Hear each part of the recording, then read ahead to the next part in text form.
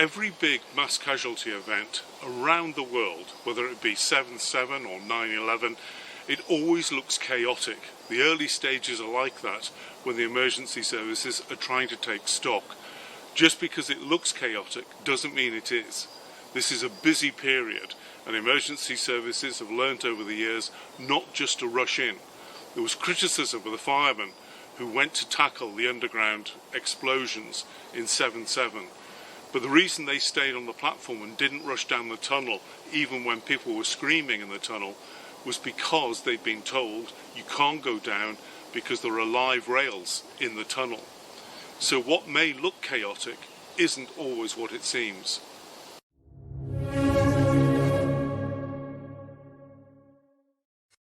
A strong principle of BBC journalism is that you should always second source a story. That means you don't just rely on one source, whether it be a person or whether it be a film or some other bit of evidence. You always look for more than one piece of evidence to support different allegations. I think one of the problems with this film is that we're seeing a 20-minute segment from an event that lasted several hours. And when you see such a short part of an event, how do you know that you're seeing the full picture? One of the things on this film when I noticed was that at the beginning there were firefighters standing next to some civilians, but you don't know the conversation that had taken place just before that film. Had they said, you stay with that person because we're going back inside, you just don't know. You need to see the full picture. And one of the things I would say is that every big event, it's always civilians who are the first responders. Seeing civilians help and treat casualties, that's nothing new. That always happens. That's not a bad reflection on the Romanian emergency responders.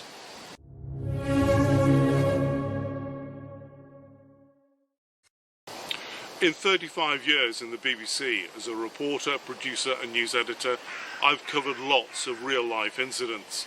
When I did my master's degree in civil protection, we looked at something like 120 different case studies of big mass casualty incidents, always looking to see what lessons can be learnt.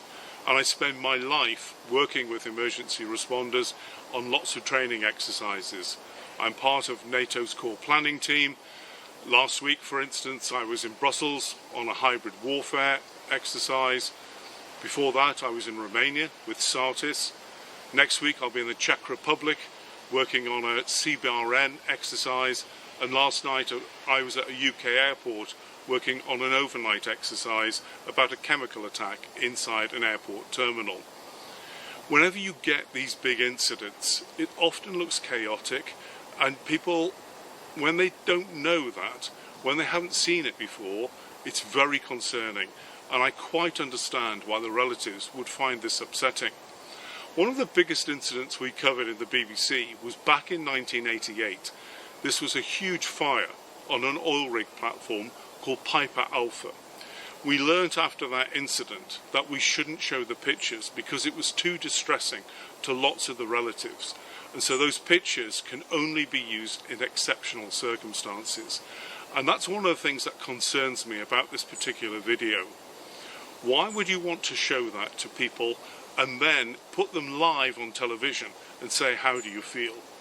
How would the presenters feel if one of their relatives, one of their loved ones, was killed in a car crash today, and then somebody said, well, we're going to show pictures of how the responders turned up at the scene and show you what happened, and then we're going to put you live on television and say, how did you feel?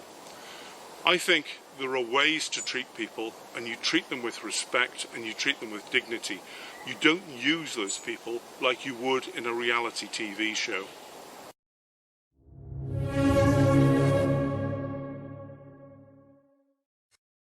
I first came to Romania with an EU project called AWARE, about cross-border cooperation. After that, I was introduced to SARTIS, the Specialist Search and Rescue Group. I've been with them 10 years. When I come, I don't get paid, I do it on a voluntary basis, the same as the other speakers who come. People who've been involved with the Paris bombings, people like myself from the UK, involved with the Manchester bombing at the arena, people who've been involved with the Grenfell Tower fire, and people from the USA involved with 9/11, experience from all over Europe. And we do it for the same reason. because we respect the way Romania is trying to improve and has improved over the last 10 years. I've seen huge developments.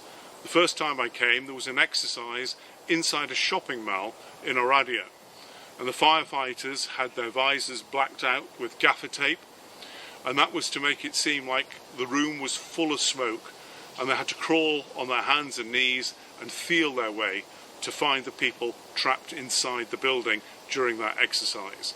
But since then, there have been amazing developments, and the way that NATO has funded the telemedicine project for Romania, the way that you've attracted funding for the EU modular field hospital, and the way that you've developed a virtual reality training system. This is the envy of many nations throughout Europe, and they come to Romania to learn from you now because you have developed. And I would say, if you ask me to sum up, Romania is about continuous development and progression.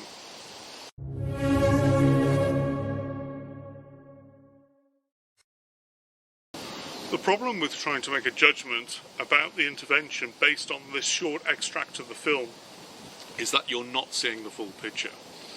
And I think one of the things I would like to see is the time code. Has this film been edited? Are things taken out of context? Has the timeline been swapped over?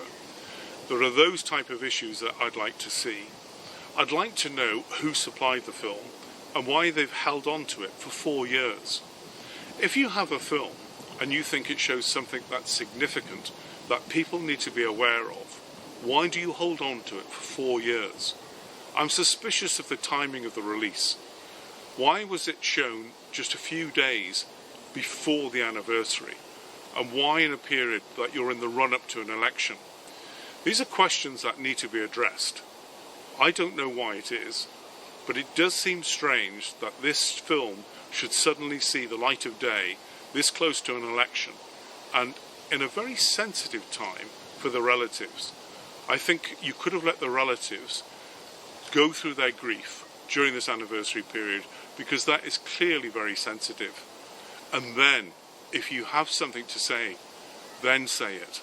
But don't try and use these people like reality TV.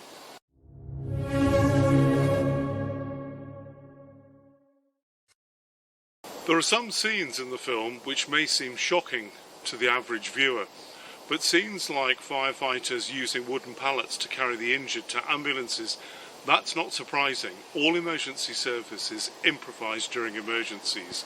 This is nothing new, it happens everywhere. It just shows that they recognise that help needs to be provided, it needs to be provided urgently.